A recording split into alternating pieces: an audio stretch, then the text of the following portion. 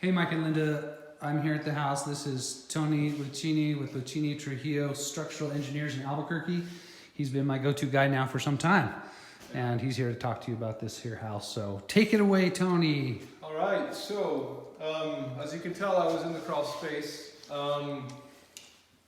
looking for really a source of moisture to determine one if we could figure out where that water was coming from, if it had anything to do with the ductwork, and if it had anything to do with this crack in the slab on grade area of the home. What I saw down there was maybe not a clear source of moisture, other than it is damp. It's visibly damp around the perimeter near the stem walls, and it's also it's more so damp towards the bedroom wing of the house. Down in the crawl space, the grade drops, so the crawl space is taller, I would say, under the bedroom area. So what I could see down there was very light evidence of I don't know how often it happens, but possibly some really light water movement from the perimeter of the house, maybe from runoff from the roof or irrigation, and probably works its way to the low point, which is over under the bedroom area. And it was visibly, the soil was darker in color, so obviously more moisture content. But for the most part, there was a light amount of moisture throughout the crawl space. So Tony, just for clarification, you're saying that the crawl space right here is much higher than the crawl space floor on that end of the house. Correct. It slopes downwards from here. That is correct. It's about the same elevation coming from the garage side all the way down till we hit, I guess it would be this corner. And then it starts to drop all the way back to, I guess about probably 2/3 of the way to that end of the house is the absolute low point. A lot of moisture up near the front of the house, probably, like I said, either due to moisture off of the roof or from irrigation of the plants. But it would make sense. What I could tell though from being down there is the soil is clay. It's very fine powder. One of the telltale signs of clay is when it gets moist, you can squeeze it. It has cohesion, so it holds its form. So I squeeze it, it would stay together, make a pancake. Tells me that it's clay. So that kind of leads into the slab and what appears to be either a combination of settlement or heave, both of which can be related to clay. And Tony, settlement is this direction and heave is the Other way around. Other way around. Settlement's down, heave is up. I got you. Okay. Yeah. So clay, when it gets moist, it soaks up water, it grows in volume, and it can cause heave, upward pressure. Maybe it's what's happening here, but I think that there seems to be a little bit more of a quick drop as we move to this point. So I think we have maybe a little bit of both going on, but I think two things are happening. One, it is difficult to get good compaction with clay often. The footings aren't very deep. Under the crawl space, you can see the side of the footing, and I don't think it's that far below grade. So, I don't know how well they compacted the soil. So two things could be happening. When you start to get that moisture, moisture can cause settlement in soil that's poorly compacted. It helps consolidate that. So even though, like I said, clay, once it gets wet, it expands, there may have been more settlement than heave. So your net is still a downward drop. I think that's what's happening. Also, being that what I can tell anyway, most of the settlement seems to be around here. It's really hard to gauge, but you know, we have a high and a low. It can be difficult to get compaction against the wall, and obviously there was definitely more moisture in this immediate area than there was as you move back around this wall. It starts to dissipate towards the garage. So this area does have the moist moisture.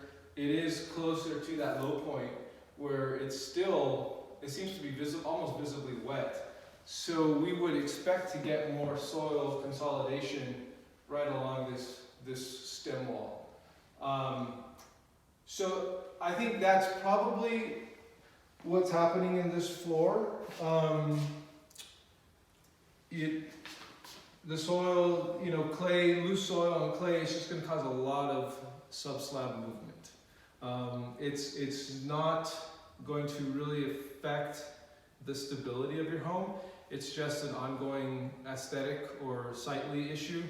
You can probably repair the tile and expect to get the same cracks over and over again. It'll become a cycle with wetting and drying cycles. You know, if you're still going to have the plantings around the perimeter, you're going to water those in the summer, and during the winter it's going to dry, your crawl space is going to dry out, and you're probably going to get a rebound seasonally with that clay. Once it finishes compacting, then you'll get that cyclic expansion and contraction with wetting seasons. Let's see, other than that, the crawl space for the most part looks good.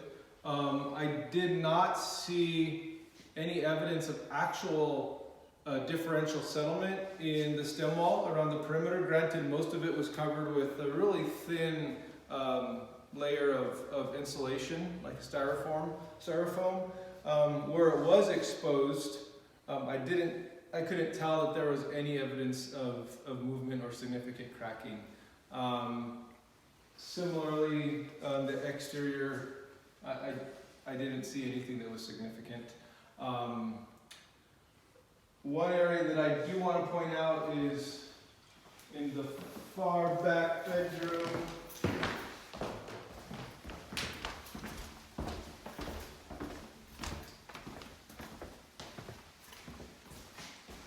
This is the northeast back bedroom for reference.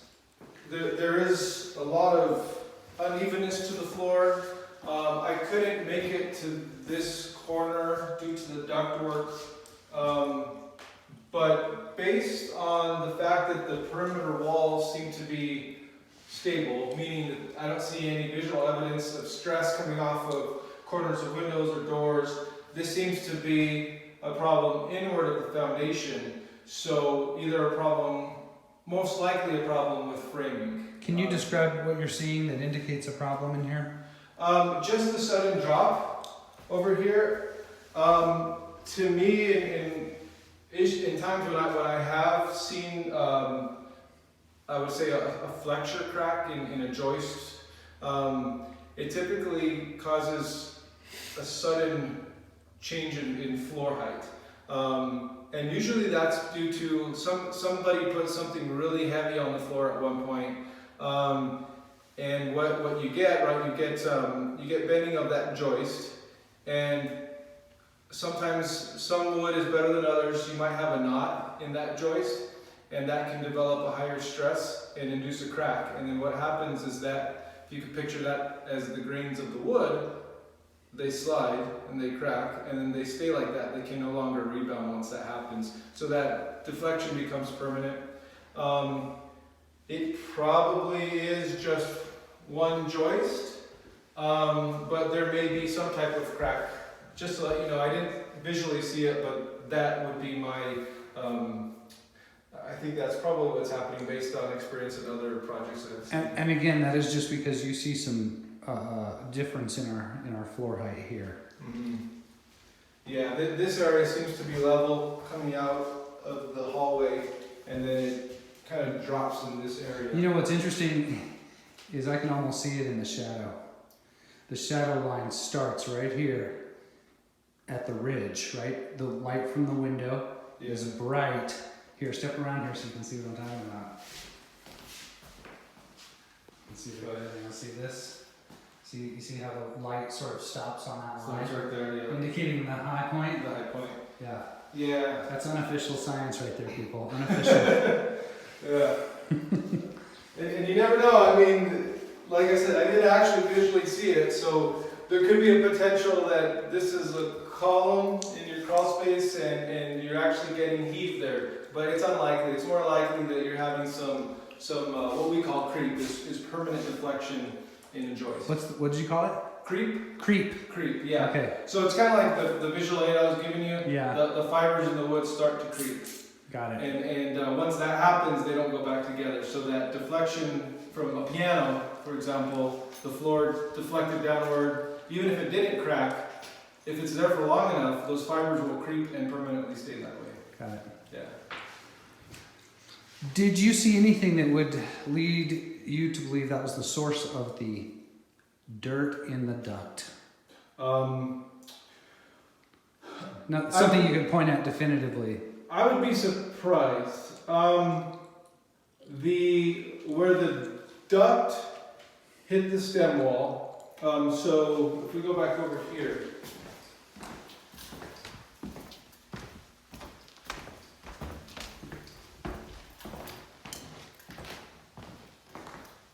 So the duct comes. It's above the grade in the crawl space, so above the dirt, and then it dives right underneath the footing of this wall here, this stem wall. The height of the duct and the soil right here has got to be about 2 feet higher than the low point out over the front bedrooms.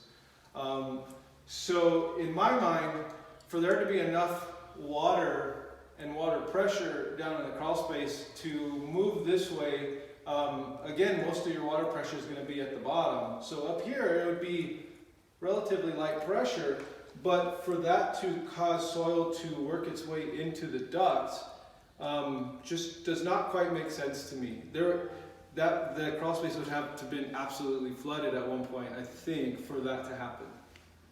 Yeah. Fair enough. Outside of that, there was really no other evidence visually to go off of. Mm-hmm. It seems like the water that's there now is a slow seepage from the exterior. So what do you think the long-term key to happiness is here, if any? Well, given the age of the home, this movement doesn't seem new. The moisture does not seem to have induced settlement of the actual foundation. I don't think that there's any more or significantly more movement to be had from, I would say, maybe leaving the moisture the same as it is now. But from, I guess, a professional perspective, I would probably say that you would want to try and avoid having so much moisture around the perimeter. Maybe install gutters on the edges of the roof to catch the rain and direct them away. And maybe think of, there's a lot of plants up against the house now, but ideally you wouldn't have any irrigation probably within a 5-foot range of the perimeter of the house. And that, from what I see, that should help dry out your crawl space. Again, it's clay, and a lot of times when you change the moisture habits around your house, you can induce that volume, that shrinkage of the clay.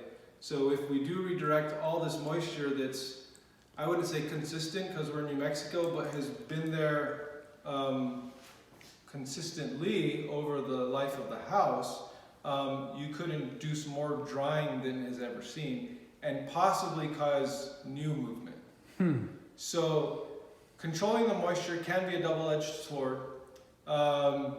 Typically, if you do that, you should probably expect that you might see new cracks within the first 6 months as your soil finds a new normal level of moisture, but then after that, you're going to become much more stable. So it could be, if you're looking long-term, I would say control the moisture. but don't be surprised if there is a little bit of